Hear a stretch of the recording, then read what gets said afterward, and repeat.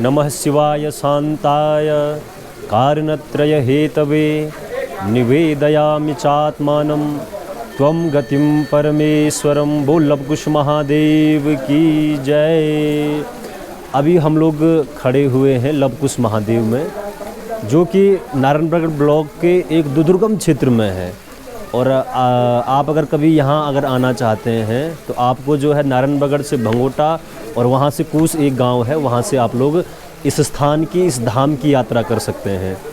शास्त्रों में भी इस धाम का, इस तीर्थ का बड़ा वर्णन है और इस तीर्थ को तीर्थों का भी तीर्थ कहते हैं। ये जो तीर्थ है अपने आप में ही एक महातीर्थ है। इसका जितना भी बखान अगर हम लोग करें उतना कम पड़ जाता है। अगर इसकी महत्ता जो है हम पूछें तो जो माताएं हैं उनसे अगर पूछा जाए तो अनेक पुत्रों को जो है भगवान शंकर ने दिया है।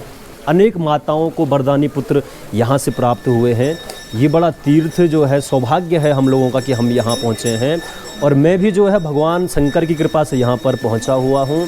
मेरा नाम आस्तिक नारायण है और प्रभु की कृपा से जो है पाठ पूजा, भागवत कथा इत्यादि सब चलती रहती है। तो ये स्थान जो है आप अगर देखेंगे तो लवकुश महादेव के नाम से प्रसिद्ध है। तो प्रश्न उठता है कि नाम लवकुश है और है भगवान शंकर का विग्रह, तो ऐसा क्यों?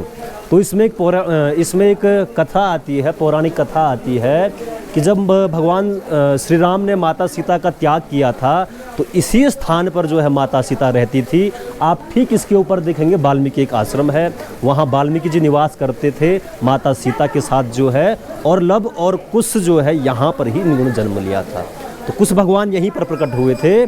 तो उसकी एक सूक्ष्म कथा है कि एक बार माता सीता जो है, इस मंदिर के नीचे आप देखेंगे एक सीता कुंडी है, बहुत एक बड़ा पानी का झरना ऊपर से नीचे को गिरता है। तो वहाँ पर जो है माता सीता रोज़ वाल्मीकि आश्रम से स्नान करने के लिए जाया करती थी। तो एक दिन माता ने जो है वाल्मीकि से कहा कि आप इस जो बालक है लव है, इसकी देख रेख करना, इसको देखना कहीं ये कहीं खो न जाए, क्योंकि जंगल है, भयानक जंगल है, कहीं खो न जाए।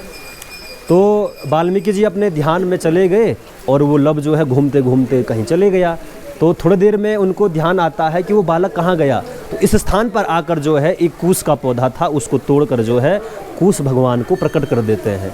थोड़ी देर में माता सीता जब आती है, लव को गोदी में लेकर देखती है कि एक बालक कहाँ से आया है।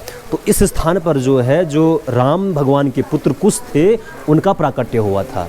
और भगवान राम ने जो है इस स्थान पर जो है अपने हाथों से भगवान शंकर को विराजमान किया था और भगवान शंकर से कहा था, आप मेरी पत्नी माता सीता, मेरे बच्चों की रक्षा करना।